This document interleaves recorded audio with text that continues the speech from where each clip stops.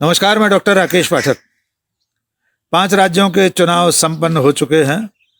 नतीजों का देश को इंतजार है, लेकिन उससे भी ज्यादा इंतजार जिस चीज का है इस वक्त, वो है महंगाई। खास तौर से पेट्रोल डीजल की कीमतों पर देश की नजर है। लोगों को इंतजार है कि भारत सरकार, नरेंद्र मोदी की सरकार, तेल कंपनियां चुनाव नतीजों का इंतजार करेंगी या उसके पहले ही पेट्रोल डीजल की कीमतों को बढ़ाने का ऐलान हो जाएगा। क्योंकि अब तक ऐसा ही होता आया है। जब जब चुनाव हुए राज्यों में, जब जब कोई बड़ा चुनाव हुआ, तब सरकार ने पेट्रोल डीजल की कीमतों पर अंकुश लगाकर रखा।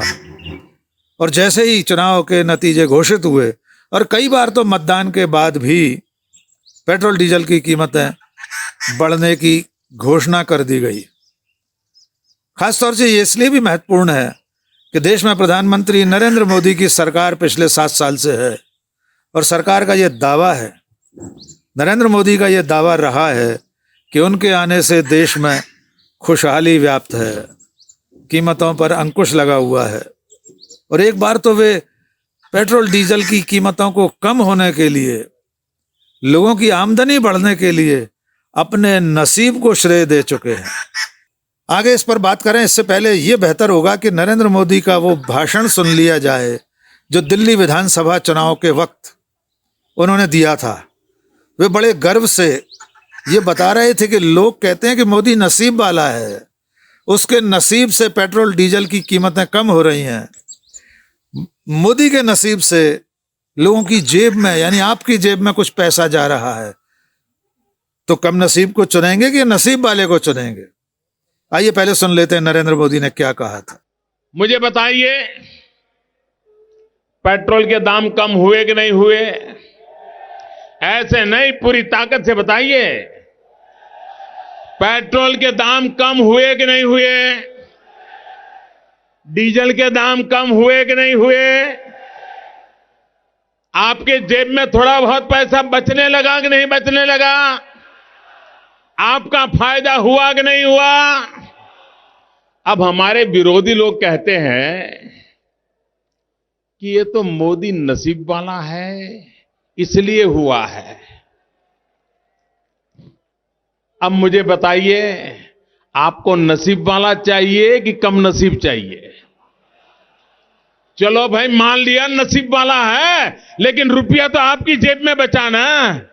अगर मोदी का नसीब देश की जनता के काम आता है, तो इससे बढ़िया नसीब की बात क्या होती है भाई?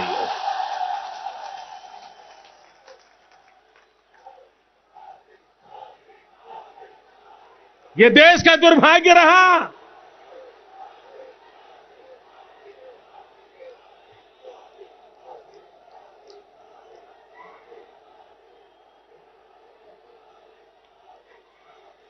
अगर नसीब के कारण पेट्रोल के दाम कम होते हैं, अगर नसीब के कारण डीजल के दाम कम होते हैं, अगर नसीब के कारण सामान्य मानवी के जेब के पैसे बच जाते हैं, तो फिर बदनसीब को लाने की जरूरत क्या है मेरे भाइयों?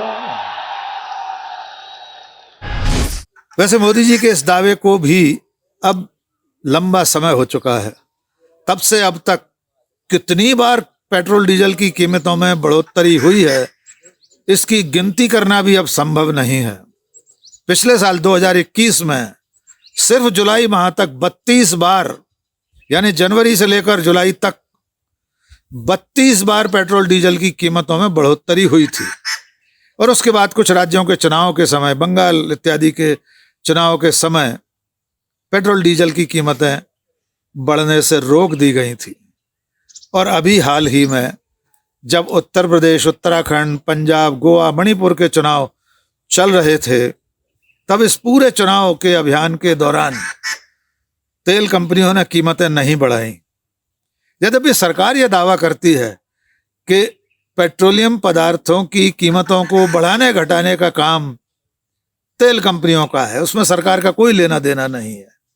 लेकिन यह संयोग है या प्रयोग कि जब जब चुनाव आते हैं, तब तेल कंपनियां कीमतों को बढ़ोतरी से रोक देती हैं। निश्चित तौर पर यह सब सरकार के इशारे पर ही होता है। और ऐसा पहली बार नहीं है। जब 2014 से पहले यूपीए की सरकार थी, तब भारतीय जनता पार्टी के बड़े बड़े दिग्गज ये बयान देते थे, ये प्रेस कॉन्फ्रेंस में बताते थे कि एक बार नरेंद्र मोदी की सरकार बन जाने दीजिए, एक बार बीजेपी की सरकार बन जाने दीजिए, ये महंगाई माफिया 1 महीने के अंदर जेल के भीतर होगा, तेल कंपनियां घुटनों के बल होंगी। और अब जब बीजेपी के नेता, प्रवक्ता, मंत्री पेट्रोलियम पदार्थों की कीमत पर बात करते हैं तो एक नया बहाना लेकर आते हैं। अब उनका दावा है, उनका बहाना है कि पेट्रोलियम पदार्थों की कीमतें अंतर्राष्ट्रीय बाजार से नियंत्रित होती हैं। जब दुनिया के बाजार में कीमत बढ़ती है, तब भारत में मजबूरी में पेट्रोल की कीमतें बढ़ानी पड़ती हैं। जब भी ऐसा कोई तर्क सरकार या सरकार का नुमाइंदा दे, तो उसे ये याद दिलाना जरूरी है कि जब यूपीए की सरकार थी, डॉक्टर मनमोहन सिंह प्रधानमंत्री थे, तब अंतर्राष्ट्रीय बाजार में कच्चे तेल की कीमत $110 प्रति बैरल हो चुकी थी। और तब भारत में पेट्रोलियम पदार्थ, पेट्रोल 60 रुपए प्रति लीटर बिकता था। और अब जबकि कच्चे तेल की कीमतें 60, 70, 80 बैरल तक रहीं, तब भी इस देश ने 100 रुपए, 110 रुपए, 120 रुपए प्रति लीटर का पेट्रोल खरीदा है। और अब इस वक्त जिस तरह दुनिया एक युद्ध के मुहाने पर है, रूस और यूक्रेन के युद्ध के चलते अंतर्राष्ट्रीय बाजार में क्रूड ऑयल की कीमत $100 प्रति बैरल हो रही है, तो आप कल्पना कर सकते हैं कि भारत में चुनाव नतीजे निकलते ही, या हो सकता है चुनाव नतीजों से पहले ही, अगले 24 और 48 घंटे में पेट्रोल डीजल की कीमतें आसमान की तरफ बढ़ना शुरू हो जाए।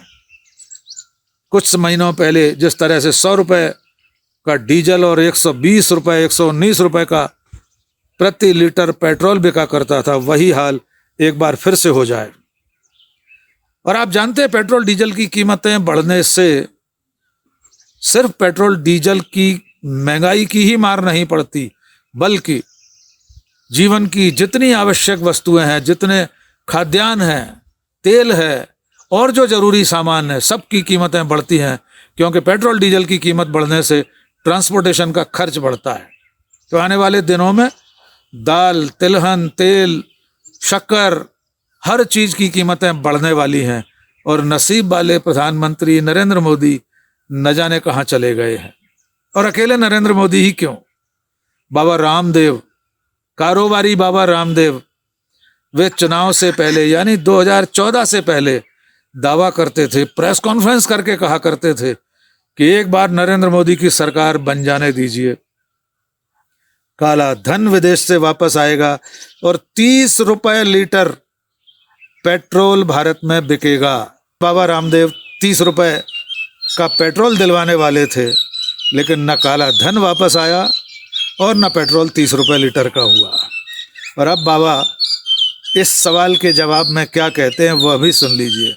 देखो, जो काला धन, भ्रष्टाचार, व्यवस्था परिवर्तन के लिए जो हमने पूरे देश में आंदोलन चलाया, तो मैंने उस समय कुछ प्रोविजंस रखे थे कि टैक्स टेररिज्म से और अलग अलग प्रकार के जो कुछ आर्थिक सुधारों के कार्यक्रम थे। तो मैंने ये बोला था कि जो क्रूड ऑयल का रेट है उसके अनुरूप यदि तेल बेचा जाए और उसके ऊपर टैक्सेशन कम कर दिए जाए, तो निश्चित रूप से जो मैंने बोला था वो हो सकता था।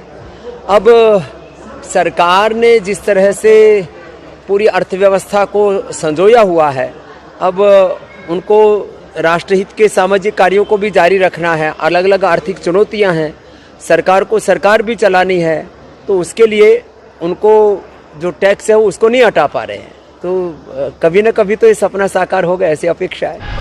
ये सारे लोग अब न महंगाई शब्द का उच्चारण अपनी जुबान पर लाते हैं, न पेट्रोल डीजल कीमतों की बात करते हैं। और पूरी भारतीय जनता पार्टी जो 2014 से पहले सड़कों पर उतरकर स्वर्गीय सुषमा स्वराज, स्मृति ईरानी, राजनाथ सिंह, अरुण जेटली, पूरी भारतीय जनता पार्टी सड़क पर बैठकर गैस सिलेंडर रखकर खाना बनाने के आंदोलन करती थी, वही रसोई गैस सिलेंडर अब 1,000 रुपए का बिक रहा है। कमर्शियल गैस सिलेंडर उससे भी ज्यादा कीमत का है। लेकिन अब न एलपीजी सिलेंडर शब्द का उच्चारण भारतीय जनता पार्टी के लोग करते, न सरकार में बैठे लोग। शिवराज सिंह चौहान मध्य प्रदेश के मुख्यमंत्री पेट्रोल की कीमतें बढ़ने पर साइकिल से सेक्रेटरीट वल्लभ भवन जाते थे, और अब उनकी साइकिल उनके श्यामला हिल्स के निवास में कहीं किसी कोने में रखी होगी। अब महंगाई, पेट्रोल डीजल की कीमतें जैसे बहुत दूर की कौड़ी हो गई हैं।